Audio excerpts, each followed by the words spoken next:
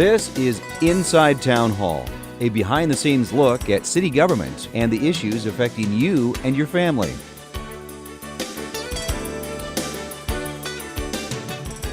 Thank you for joining us for this episode of Inside Town Hall. I'm your host, Madeline Shields. Coming up in the program, we learn all about the Community Veteran Engagement Board, or it's also called the Community Action for Veterans. We have much more to talk about when we come back. A sump pump can be your first line of defense against getting water in your basement. Don't wait until it's too late to verify your sump pump is working properly. Make sure your hose discharges into your yard away from your house or into a stormwater or sump pump collection system. Never discharge into a sink, toilet, shower, or floor drain. Also, consider a backup system in case your home loses power. For more information, go to the city's website at siouxfalls.org/sump pump. Well, welcome back to Inside Town Hall. There are approximately 65,000 veterans living in South Dakota and nearly 20 million veterans in the United States. City Councilor Janet Brekke is here with her guest, Jill Baker, from the Community Veteran Engagement Board. They're joining us to talk about what this board is, how you're going to start this program. Let's talk about how you can help veterans here in Sioux Falls. What we're here to visit about is there's a national initiative called Veterans Advocacy Initiative that we've been asked to participate in. And it's being headed up by National League of Cities, who is partnering with National Veterans Intermediary. And those are two national organizations that have also invited RAND Corporation and FSG Corporation to become involved, that are on the cutting edge of solving complicated social problems. The complicated social problem that we're involved with here is the fact that veterans are committing suicide at a rate of 2 to 1 of the average population. That's 22 a day. The homeless rates are skyrocketing, as well as the unemployment rates.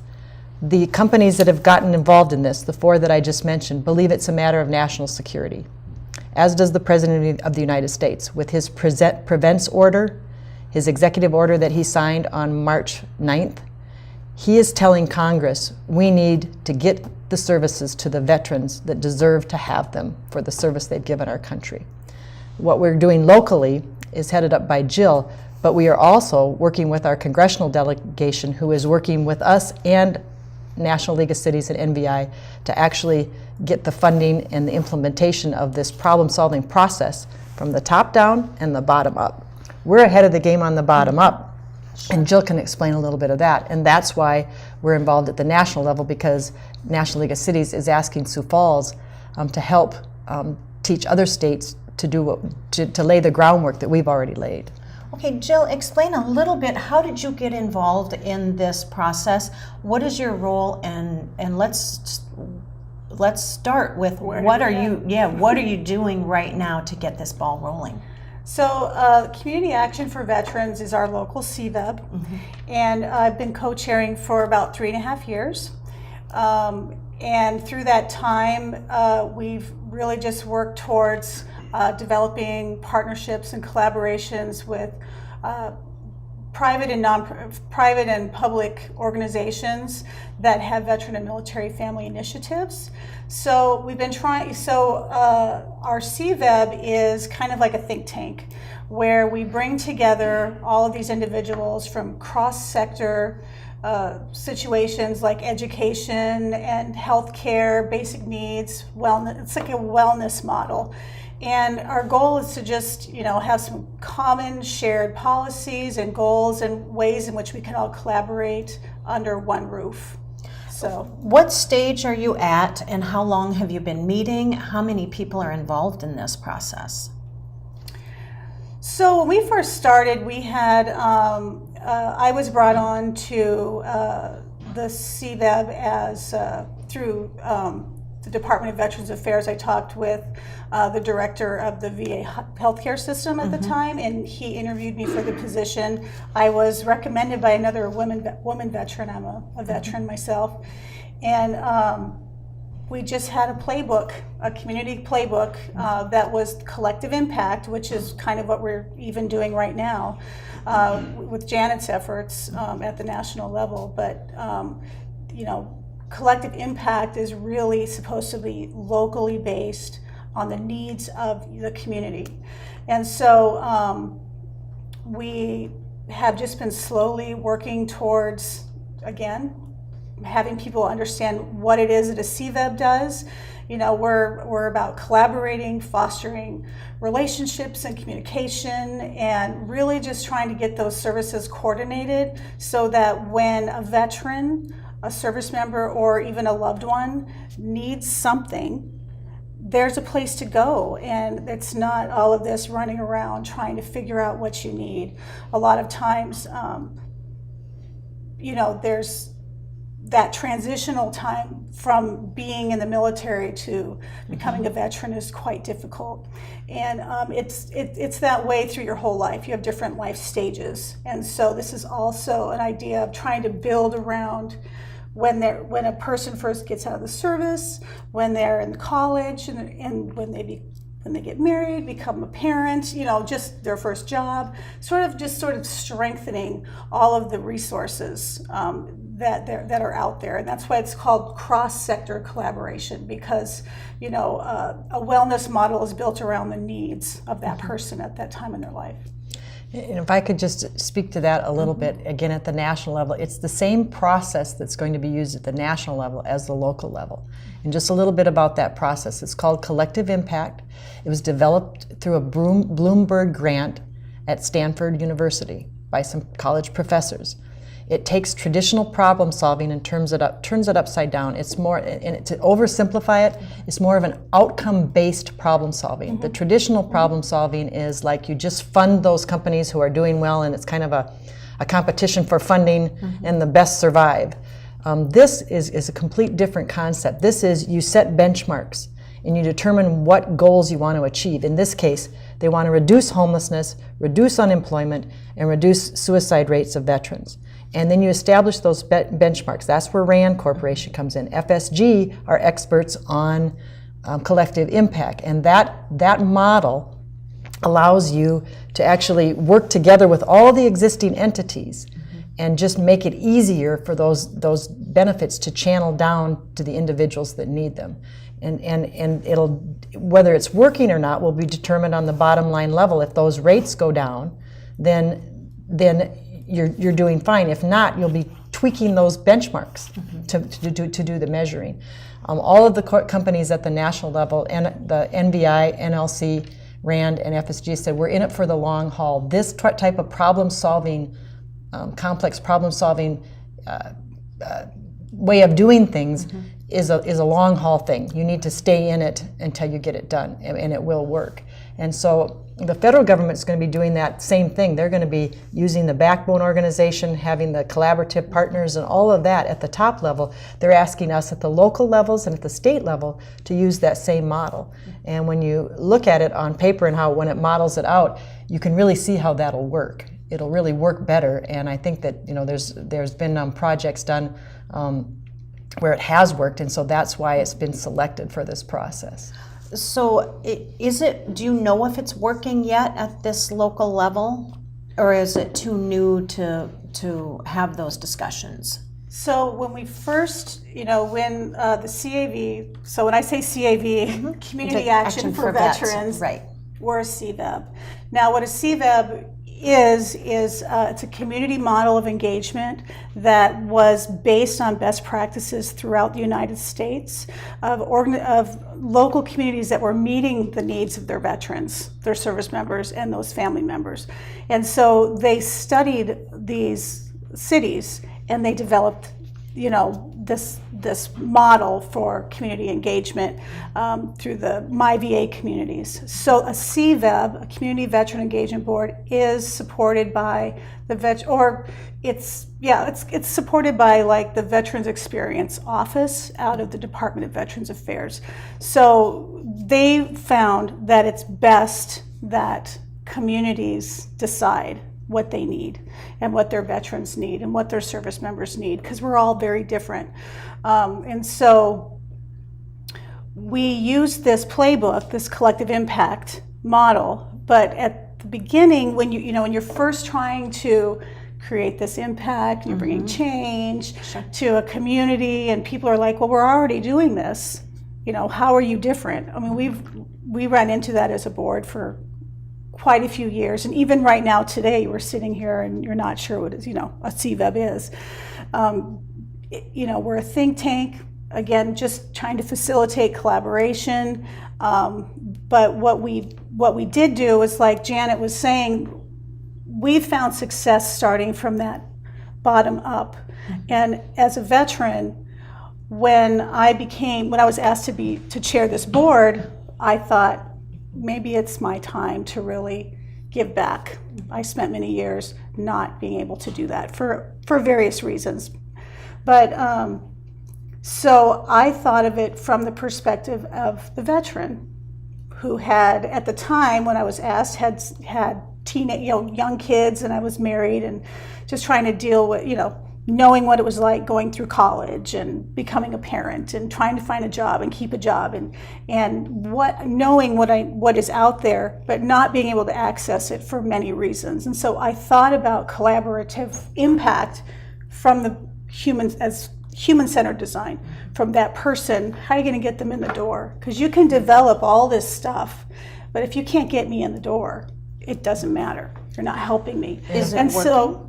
So yes, so this is what I'm trying to say, is that we started collaborating based on what does that person need and how are you going to get that access to them and give that to them. And then we applied for a Change Network grant through the Bush Foundation.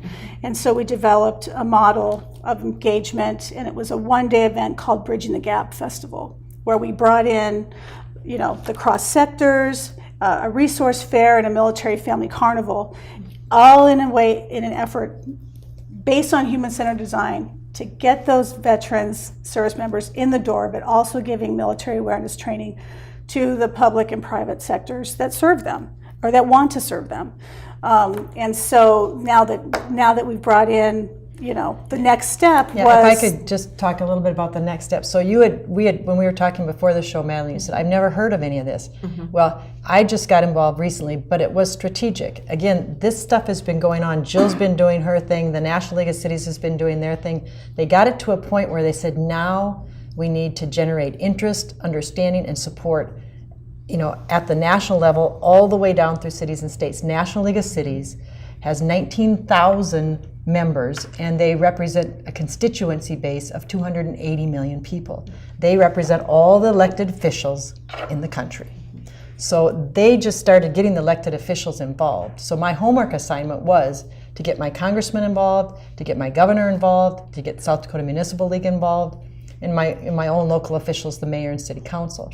So that part is why you're starting to hear about it now. It's been going on, but it's like an egg, and they're hatching it now. And then it's also timing is going on perfect because of what the president just did with the Presents Order and the Mulder Transportation Act, or Transition Act, where they're trying to get some funding in place. And so this whole positioning that's been going on at the national level between National League and National Veterans Intermediary is all kind of by design. What would you like to see? I mean, as you contact the governor and our congressmen, what would you like to see for South Dakota veterans? We would like to see this CFEB fully implemented based on the model, and it's already, I've described it as an airplane about ready to take off. And that's why, again, Jill's received national recognition, because ours is ready to go.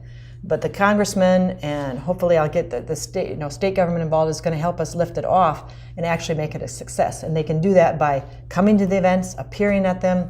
We'll continue again to have these measurements, and we'll be tweaking it to make sure it's working, and continue to do at the local level the same thing they're going to be doing at the national level. When you're talking about events, or you're talking about those kind of fairs where you bring in the veterans and their families and say, what do you need help with? Here's where you can get this help. Here's where you can get housing. Here's where you can get help with food or with education or training. Is that what the ultimate goal is to help those individuals with what they need done? That and kind of organizing it, getting that umbrella organization, I would describe as we're going to need a steering committee, which is probably going to be our CVEB. Then we're going to need a backbone organization, which is going to be our paid staff, that's going to help us organize those little working groups, which is going to make the information flow. Another thing that I'm working on that National League has asked me to work on them with is developing memorandums of understanding and releases of information. That's another one of the big national problems, is the information is not getting around. I mean, vets can't prove they have the issues that they need treatment for and those kinds of things because they don't have the information. So that's another thing that we're working on. It's going to be a significant part of that. But that's all, again, it's kind of coming from the top up and the bottom down. Did that backwards, didn't I? Yeah, so we started bottom up. Trying to start with the collective impact model going down. But again, when you're trying to start something new, we felt that we had the greatest success starting from us up. And then the timing, like Janet was saying, right after we had our Bridging the Gap Festival in January, which I felt was a great success and can see that being a yearly event for whatever our backbone organization happens to be, that will be one of our big things, along with some other, fundraisers and things like that. But that's down the road.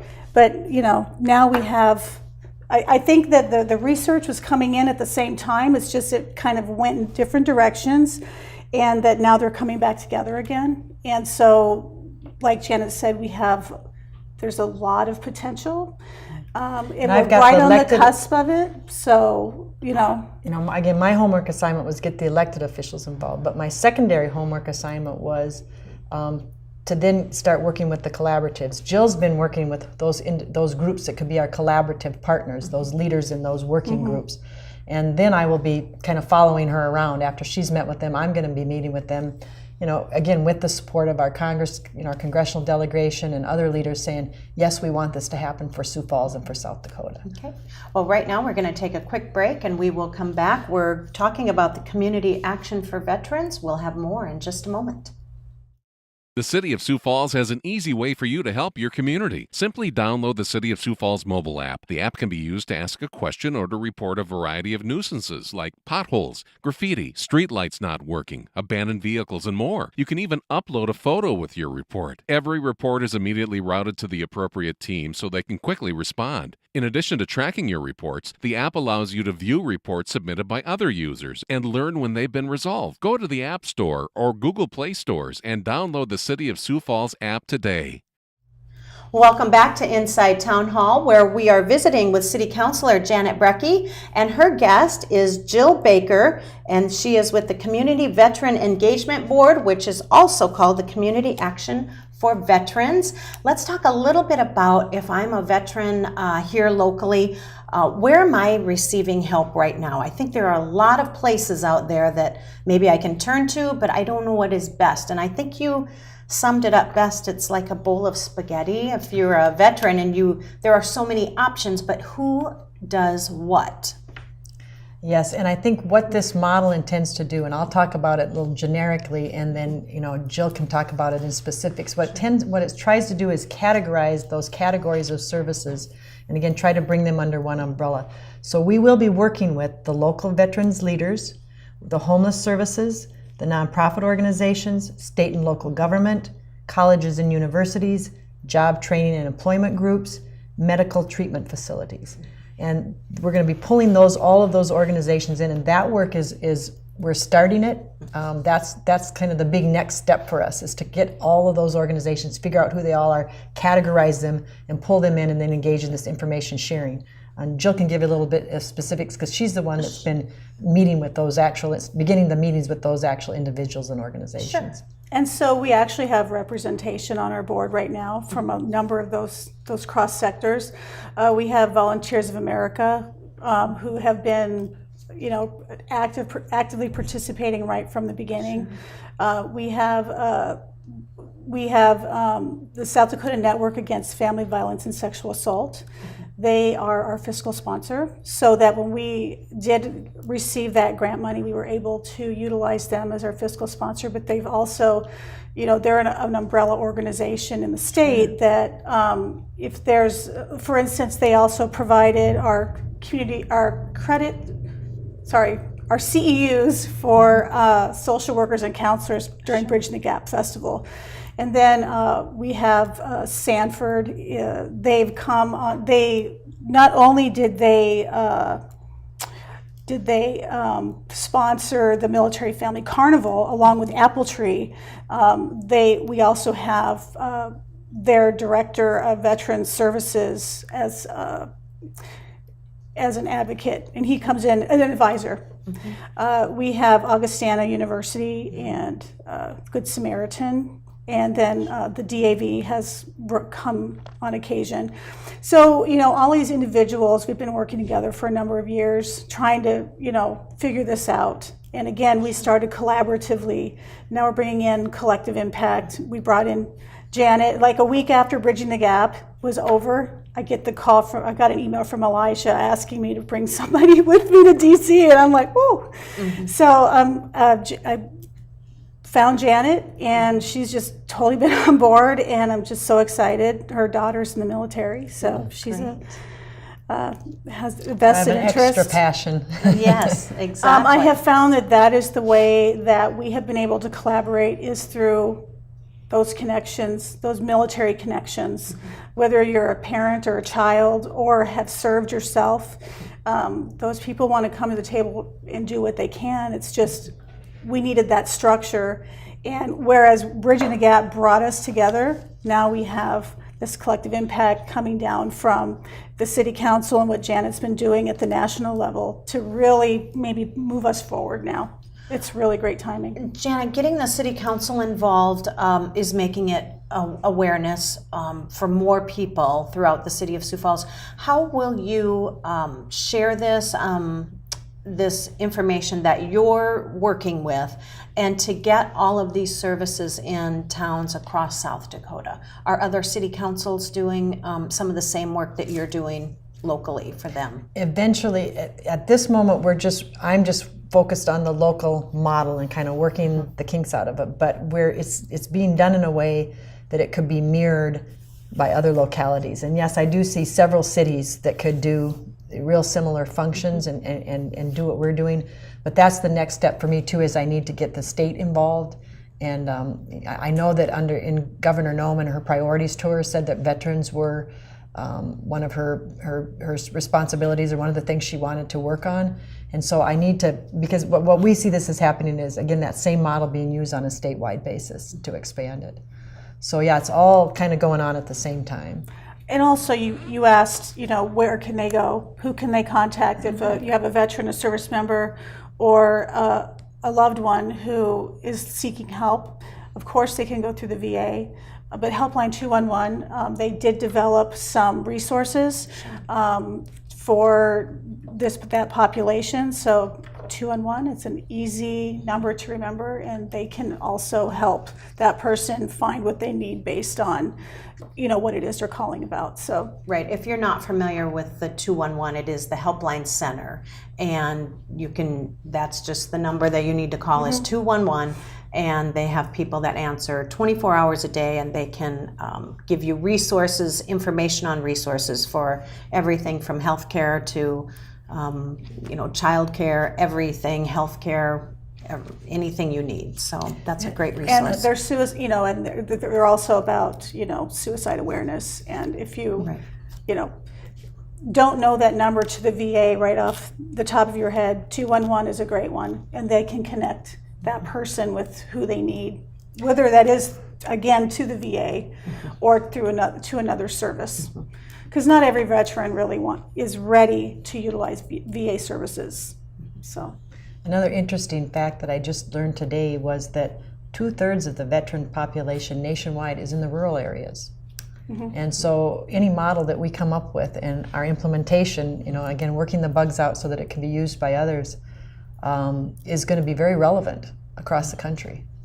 Sure. And I know that transportation is a big issue for many, many people living outside of the cities around South Dakota. There's, just to get to town, sometimes it's 10 miles or 15 miles, and maybe they don't have the same resources available. Do you think that this agency or organization that you're creating is going to be able to extend either through volunteer efforts or services to help those folks in the rural areas that get the help that they need. And so if we can, develop, find this backbone organization, there is a program through United Way called Mission United that it's one of the things we're looking at. But what's really fun about being on this board is that you're talking about transportation. When we were at March 9th, Janet and I were out in Washington, D.C., and we met a gentleman who has a model for that. And that's what's kind of cool, is that we can go after best practices as a CVEB and see what else is out there, and we have those resources to ask and say, here's the issue we're having with rural transportation. And by the way, I don't know if you know of disabled American veterans. Those vans we see, them driving veterans to and from the VA, that started here because of that need. And so they're kind of groundbreakers. Anyway, I just thought that South Dakota, we come up with ways to make things happen.